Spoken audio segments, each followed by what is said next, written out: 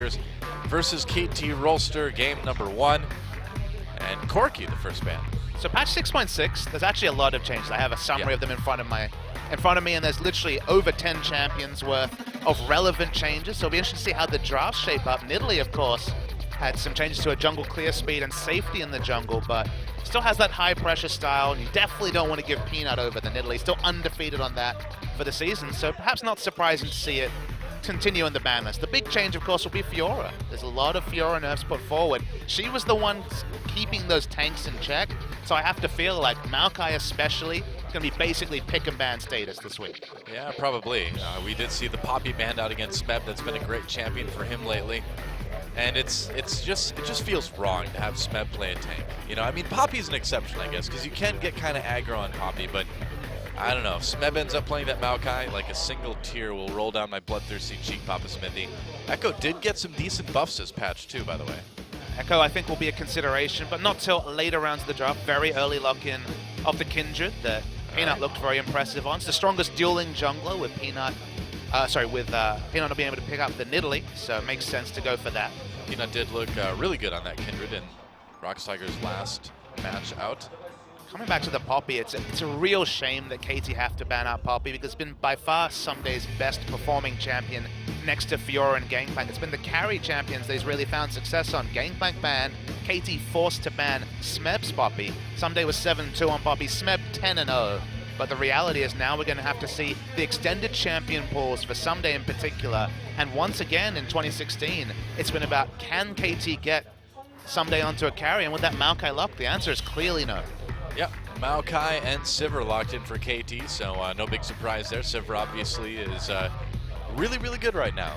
Critting people with those not boomerang blades, with the bouncing blades. You pick up Infinity Edge, 2.5 times crit. Only 80% base damage for the Ricochet, but 80 times 2.5 is 200%. So effectively critting the backline was something that Sivir was never able to get access to. Usually you just end up soaking damage in the front line through a frontline tanky champions like the Nautilus and Alistar. But with the changes, Sivir's doing so much more damage in fights, and the result has been a real resurgence in the pick. It's pretty insane. Nautilus and Alistar locked in for ROX Tigers, so Gorilla gets to play his best champion yet again. 15-2, soon to be 16-2 potentially. Maybe, yeah. And so we're going to assume then that the Nautilus is going to go to top lane. Seems reasonable. What's it going to be for KT? Bard is, of course, very good right now. Yeah, might as well grab the Elise for score too. Looking like it's going to be a pretty low threat team comp. I really like KT comps when they can open up Sunday to play a carry, because when Fly is forced to shoulder damage responsibilities, I think that's where KT really struggles. His percentage of team damage is very low compared to other mid laners. And when Sunday plays the carries, okay, they have backup carry threat, but now with a control jungler Elise, a tank top laner in Maokai, KT haven't shown great proficiency with team comps like this throughout the 2016 season. Well, yeah, that's kind of the worry, right? I mean, if Smeb plays a tank, it's okay, because you've got Prey and Kuro who can carry as well. Even Peanut. Yeah, where on KT's side, Arrow is good, but yeah, Fly really struggles, so with Sunday on a tank, they might have a little bit more trouble with that. Looks like Callista LeBlanc. Wow, Callista falling really far down the draft today. Callista also saw nerfs. I didn't foresee that to change her pick ban status just because she still really controls neutral objectives in a manner that is very impressive and still has a very strong laning phase, although there was those percentage health damage nerfs on her W. Speaking to Cloud Templar before we went live, and he's been talking to me about the Ryze flex pick building up. I think we might actually see some Ryze this week, despite, of course, the changes to his passive weeks ago. KT need to come up with a mid laner, and if they go Lulu, I feel like it's going to be a real low damage problem on the side of KT. Is Fly going to play this Zed into the Blanc? No, looks like maybe a Zir. Maybe the Ryze. Outside chance of the Ryze, but Azir has certainly been almost first pick status, and there's been no changes to his power level on 6.6. Surprising to see him fall this far down the draft, but looks like we are going to be seeing the Azir. Yeah, Fly will be taking the Azir to the mid lane, and so there's our roster. Looks pretty good for ROX Tigers. That is a terrifying team comp for them. Especially when we start talking about win rates on some of these champions. Smeb undefeated on the top lane. Nautilus 4-0. Kuro's most played champion this season has been LeBlanc, 7-0. And you could say, okay, you know, ROX Tigers have won a lot of games, but He's 7-0, 17 KDA LeBlanc. That is massive KDA numbers. Yeah. And it's a skill matchup in mid against the Azir. Fly's been struggling, and you'd have to give the big advantage to ROX Tigers with all this comfort on their side. I know. I mean, Peanut on Kindred, Bray gets to play Callista, Gorilla on Alistar. It's like you've given the ROX Tigers super team, right? So it may be kind of tough for KT. See what they can do to try to win here. The comps have pretty similar identities. KT's comp makes a lot of sense. Other teams piloting this, I think, would do fine, but it just doesn't feel like Fly has a carry mindset or hasn't stepped into the carry role. Very much the third carry, sometimes the fourth carry, depending on what score is playing in the jungle when it comes to identity from KT Rolster. So we're going to have to see a new, assertive, aggressive Fly on the Azir, which he certainly can do, but just hasn't shown it with any consistency in 2016. Yep, that's right. So, KT in a situation where they've got similar comps, but they may just kind of lose lane to everybody on ROX Tigers. I mean, it's going to be tough. See if they can do it. ROX Tigers versus KT Rolster, game 1. It's go time.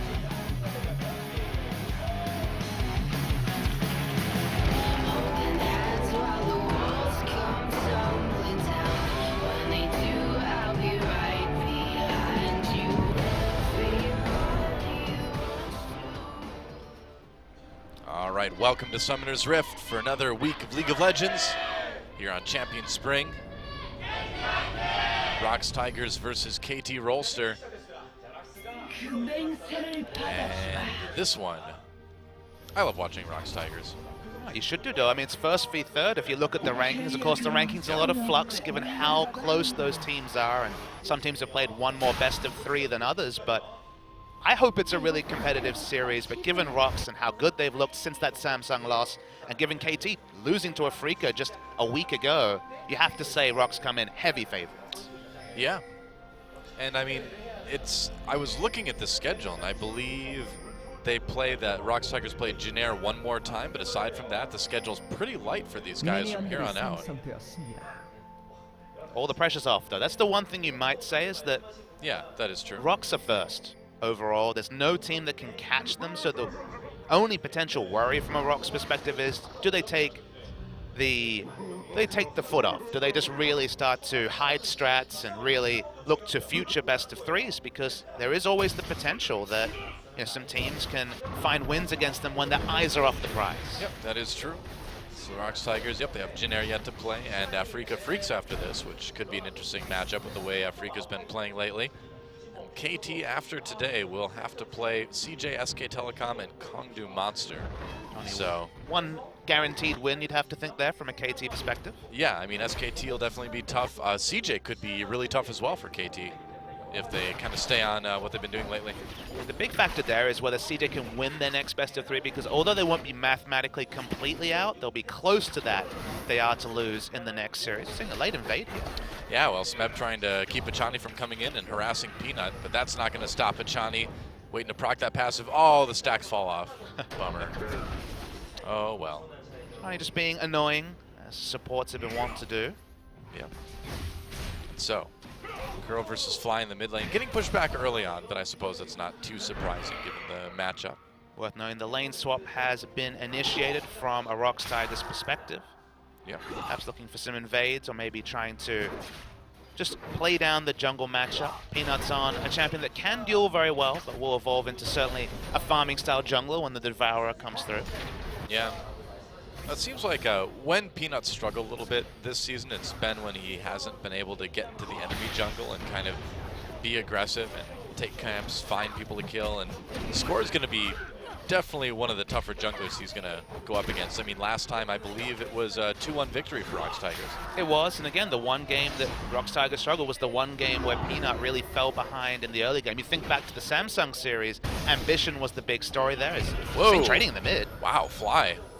Popping Kuro's passive there. Funny thing about this matchup is that Assassins were always thought of as the advantageous matchup against Azir, but LeBlanc in particular can struggle. You just throw down the Sand Soldiers when she goes for the Mimic, you get good trade damage. Usually LeBlancs would be forced to pick up Wow, okay, that was tricky. surprising. Score trying to throw a cocoon in from the Raptor pit. Was spotted out by a ward, That's but really close. LeBlanc's will be forced to go Flask back in the day. Now Crystalline Flask no longer exists. People don't go the Corrupting Potion on LeBlanc. You can really lose out in HP leads, and you actually do need a bit of jungle help to get through the Azir matchup early. Well, not getting any yet, as Fly has been pushing this in. But Crow's been farming well, so he's not doing bad. Gotta watch out. Don't want to get poked by the Sand Soldiers. Or the Undead Soldiers in this case. Oh, there's Peanut. Is he going to come in on this? Going in, Kuro lands a change. Fly moving down to the river right away.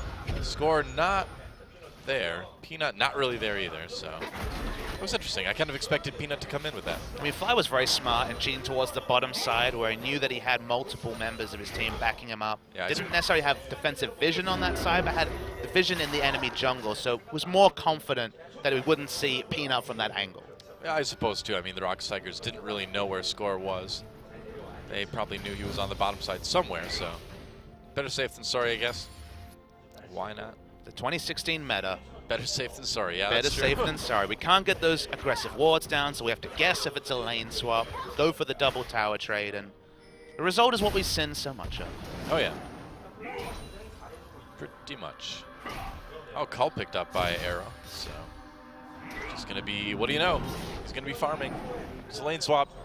Yep, Cull is definitely the hands up in the air or the white flag towards early aggression, saying let's play an extended laning phase. Oh, Kuro gets hit with that cocoon. Fly coming in, passive pop. Kuro gets out with the distortion, though. Close call. Doesn't need to use any of his summoners, though. So we'll have to back. Is getting punished in the Azir matchup, so far so good from a Fly perspective. Yep. Peanut right there to just hold the lane for a moment while Kuro goes back. And looks like we're just going to trade turrets again, probably. Yeah, we're seeing pretty much the same pace on both sides. We'll have to track to see if there's any differences in getting the favorable bounce for the top laners. But for now, as far as we can see, about the same. Yep, that's right. Turret should go down at about the same time. Ah, and KD finds an opportunity to grab the Rift Herald, too. Herald Rift. Now, the Rift Herald, you know, we often are dismissive of its power, but on a team with Sivir in particular, it can be very powerful. I think the second Rift Herald onwards you should give to the Sivir because an instant wave clear into really good turret threat with the buff coming through for the attack speed from minions is pretty strong, but of course this early in the game, not as big a factor. Yeah, I think the Dragon may be a little bit bigger factor. As ROX Tigers get that. The Dragon is filled with spears. Oh, finish him off. There we go.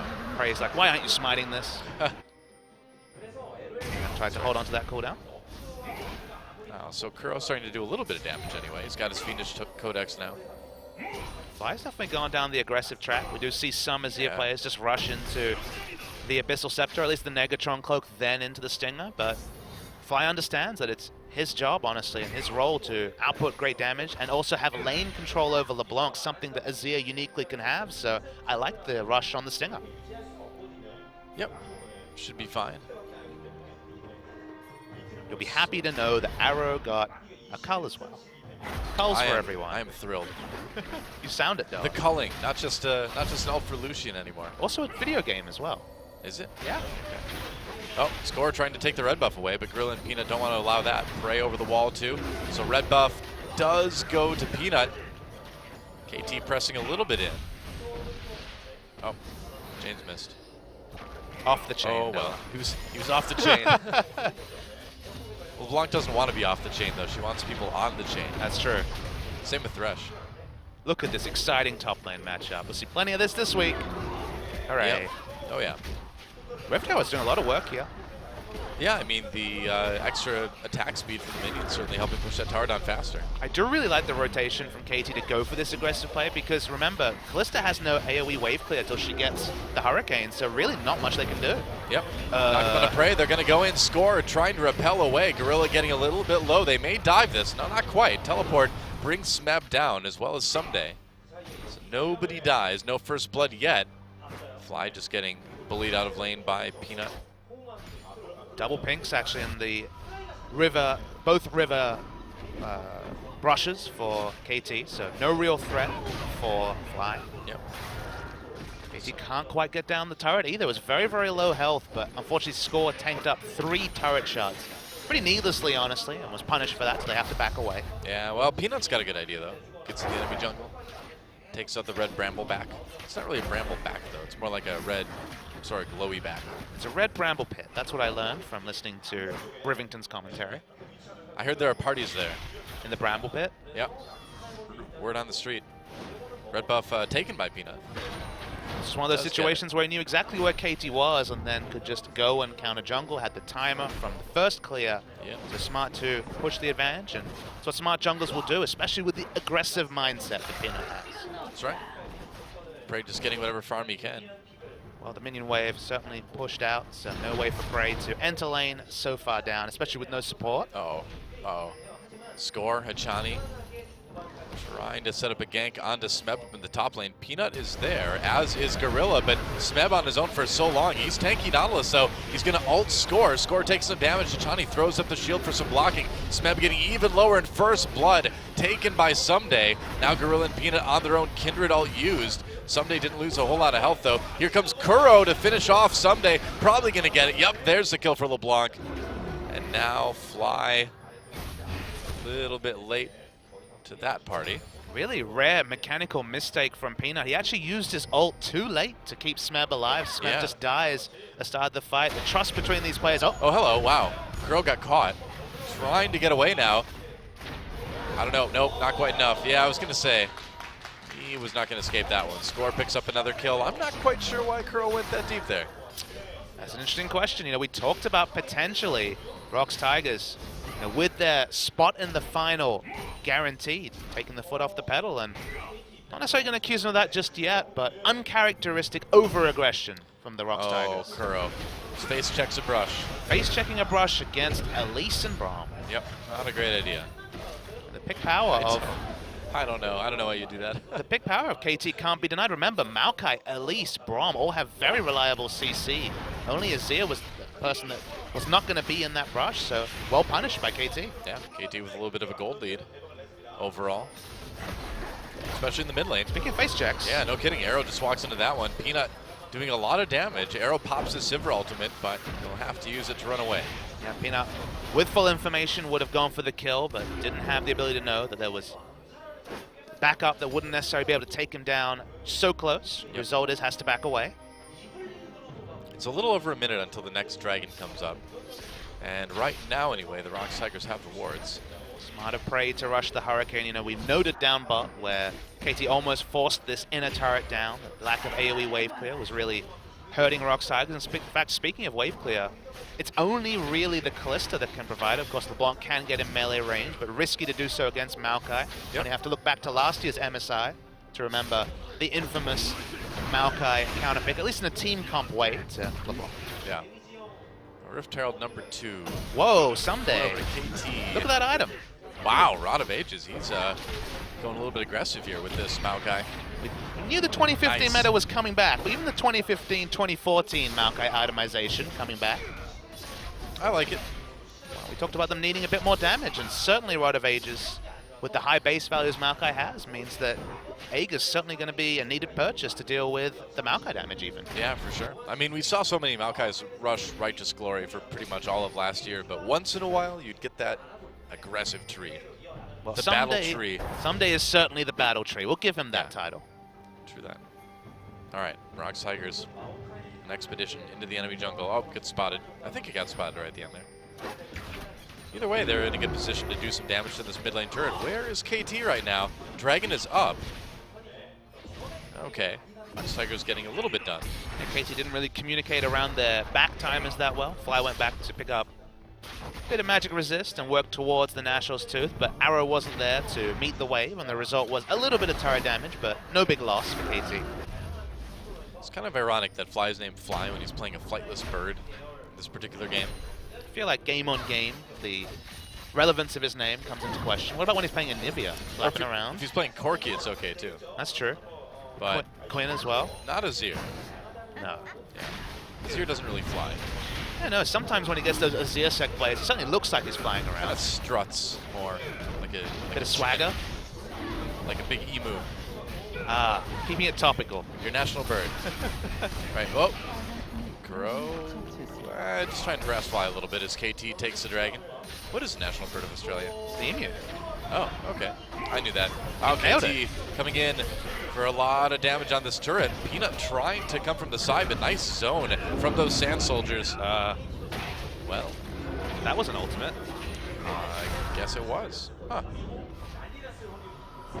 Well, the zoning ultimate from Alistair. Don't say those words very often. Yeah. It's kind of odd. So it is emu, huh? Yep. All right. I just kind of guessed, but because it was the most, popular bird. It's on our coat of arms as well. It's a pretty intimidating bird. It is. Speaking of intimidating birds, this is here is putting a lot of pressure on this mid lane turret. He's going to stay alive, but remember, ROX Tiger's very low outer mid lane turret, and we noted before, very low bot lane inner turret as well. So turret damage advantage to KT. Couple of picks, it's going to be a lot of global gold going through to KT, and the map control they'll get if they can specifically get this outer mid lane turret with the low, as we noted, wave clear on the side of ROX Tigers. Despite the fact that this team comps are comparable, one of the big separators, again, is the wave clear difference between the two teams. Pretty much. But Prey adds on another item, specifically the Blade the Ruin King. Team fighting, I think, is going to be pretty significantly in the advantage to ROX Tigers, especially early, with Rod of Ages stacking up from Someday. So one team going to be competing for dragons and neutral objectives in general, and it's going to be more on KT to play the map. Yeah. Certainly seems that way. And yeah, Peanut just clearing some wards. Other than that, everyone just kind of milling around the mid lane for the moment. There's no big map objectives to take aside from the mid lane turrets right now. So often ROX Tigers are playing these super proactive comps. They're getting a big advantage in the early game through Peanut's aggression. This game, Peanut's ahead in CS, but hasn't really had many kill involvements. Going to be a later Devourer stacked up from him. ROX have the lower turret HPs as well, so it feels like for once they're very much on the defensive. Yeah, I mean, you're right. This is one of the rare games where the ROX Tigers are behind in gold in 15 minutes after being usually way ahead of everybody else. They have an average, I think, still of at least 1,300 gold ahead at 15 minutes. And sometimes they're behind, by 100 gold or at least in tempo, and you can tell that they don't care, right? They disregard the fact that they maybe died a couple of times in the top lane. They make aggressive moves. If you just watch their posturing on the map, you can see they feel like they're behind, maybe even more than they actually are. Yeah, maybe. True. You just have to believe in yourself, Papa Smith. I mean, the ROX Tigers. Believe you can win that team fight. Belief is one thing they have in spades. Yes, they do. KT, though, believe it or not, has been pushing across the map, and they've been warding on their way, too. So they've been slowly sort of taking control of the bottom side, and that mid turret is ready to fall. Hachani comes from the side. Nice Braum ultimate. Really good one. Locks up 3 people. Gorilla pops his ult again. They're going to turn this back around. Sivir ult used as Gorilla goes into the back lines. Pulled out with Fate's Call. Are they going to throw back in again? No. He's going to back away, and KT appropriately content to take that mid lane turret. While it might have looked like over-aggression from KT, the fact that they could take a turret and then put down the Sun turret meant that there was no way back for the ROX Tigers. They couldn't afford to turret dive the structure, and so KT get a bit of aggression for free, get the turret that they were so desperately looking for, now have control of the map. Maokai goes back to farming.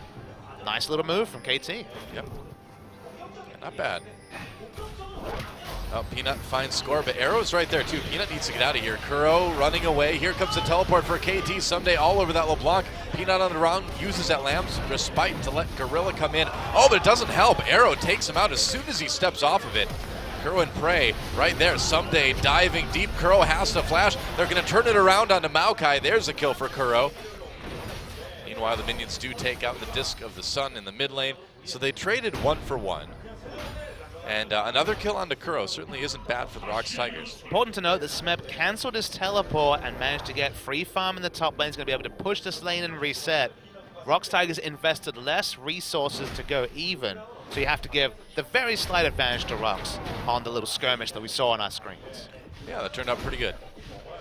They got a little bit of that map control back. Let's watch that again. That's a really good teleport coming through from Someday, and Peanut's just too far forward. Gorilla tries to buy him time, but Arrow, very nice spell shield into the flash auto attack. Keep chasing, but remember, this ends up a 1-for-1 because Someday goes overly aggressive, probably overrates his tankiness this early in the game, only has health coming through from the Rod of Ages pickup, and is punished. Yeah, I think he did go a little bit crazy with that dive. It looked almost like there was a little bit of confusion on the call there too, because he kind of went in and everyone else sort of milled around a little bit. They didn't follow up right away. It's a mindset thing, though. When you've invested your teleport and you can see that the enemy top laner hasn't used it, you feel obliged to get that big advantage. Like, oh, well, I teleport, I'm going to have to go for this. Ended up just over pursuing, and the result's the 1-for-1 trade. Suppose that is true. Well, Prey has to be careful in his own jungle now. KT's going to get the 3rd Rift Herald in the row. I really like the pink ward lineup from KT. Look at the beautiful line of wards from the top side of the mid lane down. You know, even this tri-brush ward as well. KT's picked up every Rift Herald and it's 1-for-1 in Dragons. So you think about the sum total of what ROX have achieved in the early game. It's not a lot. No, not much. Run. Score. Coming in, they force a flash. The cocoon is ready, though. Smeb could be in a bit of trouble. Yeah, and when I say a bit of trouble, a lot. Nice anchor, tries to get away, trying to get back to some of his teammates, but nobody's really around. So the great Nautilus chase ends with another kill for Someday. Gorilla and the rest of the ROX Tigers, though, sacrificing their top laner for a dragon. And that was one of the situations where watching the minimap was really indicative of the ROX Tigers shot calling. You saw Kuro starting to cheat up when he saw the chase coming through, then instantly got a call to go to mid to make the way towards Dragon. They realized they could swap 1 kill for the Dragon, and if they had given up a 2nd Dragon to go along with just the stranglehold on the map that KT have had for the first 20 minutes, it would have been just perhaps a hole that ROX Tigers would have found very difficult to emerge from, but decisively told, go to Dragon, we'll trade it for Dragon. The clear shot call compared to KT's muddied shot call with the turret dive is the difference between these two teams. Yep, very true. That said, KT still has a 3,000 gold lead right now. But, you know, as we go farther in the game, the more even it stays, I think the better the game is for ROX Tigers in the end.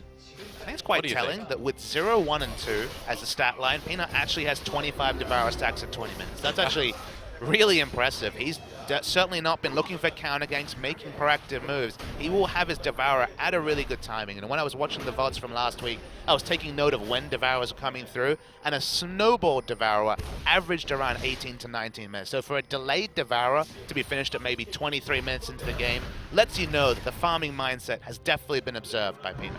Yeah, well, I mean, he's like 23 CS ahead right now of score, which is not bad. Score, though, with that little level advantage, just due to probably a little bit more damage done across the board, a couple more kills, turrets and stuff. You can tell what's happened this game from the farm numbers. If you look at the difference, I believe ROX Tigers have actually found 50 sets more. Oh boy. Gorilla with the engage. Fly in trouble. Headbutt used, but Fly pushes people out with the Emperor's Divide. Still gets knocked up in the end there by Smeb's ultimate. Everybody low. Lambster's Spite trying to get that heal off. There we go. KT chasing ROX Tigers back down the mid lane, though. Someday, meanwhile, split pushing down in bot. ROX Tigers tried to engage there, but it didn't work out. Seems a bit worrisome. 5v4, didn't find anything. KT now, double pink ward around Baron. ROX Tigers can't afford to disrespect this area, and Peanut prime for a face check. Gorilla right there, they're going to jump right onto him. They know Alstar has no ult, they blow him up immediately. And now KT on the run. Nice TP from Someday, comes in from behind, helps him lock up Kindred. A kill onto Peanut. And KT Rolster going to go right over to that Baron. Just a perfect use of taking down the outer mid lane turret early, allowed them to push up vision. Beautiful teleport flank from Maokai. Well, now ROX Tigers, what are they going to do? This is a really tight KT Rolster team so far in this game. You just never know what to expect from KT. Sometimes you see this KT, sometimes you see the Protect the Draven. How can they look clueless about the meta, then completely on top of it within weeks? It's crazy to see. I don't know, man. I think both telecoms have that quality lately. SKT maybe earlier in the season, KT, around the business end, starting to suddenly show some life. I love the deep ward they have down. Again, only afforded by having the outer mid lane turret down earlier and using it with great success. Yep. Yeah, and this LeBlanc from Kuro just isn't getting strong enough, it looks like.